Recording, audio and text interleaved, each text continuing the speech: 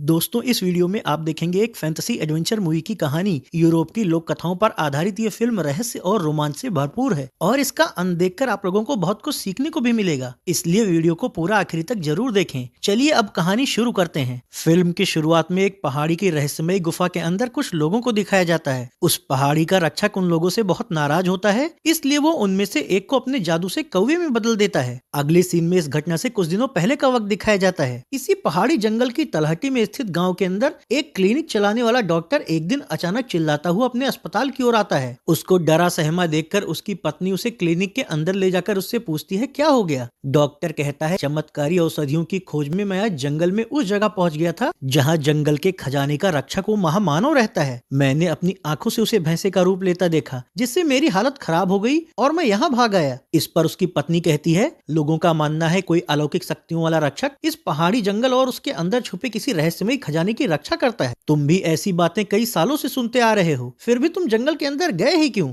Doctor कहता है, आगे से मैं कभी वहां नहीं जाऊंगा। वहीं डॉक्टर के शोर मचाने की वजह से गांव वाले उसकी क्लिनिक के बाहर इकट्ठा होकर इस बात की चर्चा कर रहे होते हैं कि सबको ठीक करने वाले डॉक्टर की हालत आज जंगल के रक्षक को देखकर खराब हो गई। गांव के इन्हीं लोगों के बीच मालिन की एक लड़की जिनी और उसका भाई भी आए हुए होते हैं। भीड़ बढ़ती देखकर डॉक्टर की पत्नी बाहर आकर सबसे कहती है, डॉक्टर की तबीयत सही ना होने की वजह से आज क्लिनिक बंद रहेगा। जिनी को अपनी माँ के लिए दवाइयाँ लेनी थी, लेकिन क्लिनिक बंद हो जाने की वजह से वो अपने भाई के साथ जंगल के रास्ते अपने घर लौटने लगती है। रास्ते में उन्हें जाल में फंसा हुआ एक हिरन का बच्चा दिखता है, तो नेकदिल जिनी और उसका भाई उसे निकालने की कोशिश करने लगते हैं, लेकिन तभी बंदूक लिए एक आदमी वहां आता है। वो हिरन के बच्चे को बाहर निकालते हुए उन दोनों से कहता है, परेशान मत हो, मैं इसकी देखभाल करूंगा और इसे शिकारियों से भी बचाऊंगा। तो जिनी का भाई जिनी से कहता है, चलो अब जल्दी से घर चले, मुझे भूख लगी है। उसकी बातें सुनकर वो आदमी कहता है, मेरा नाम एडम है, मेरा घर यही जंगल में ही है, अगर तुम्हें भूख लगी हो तो तुम मेरे साथ चलकर खाना खा सकते हो। तो भूखे होने की वजह से जिनी और उसका भाई उसके घर चले जाते हैं,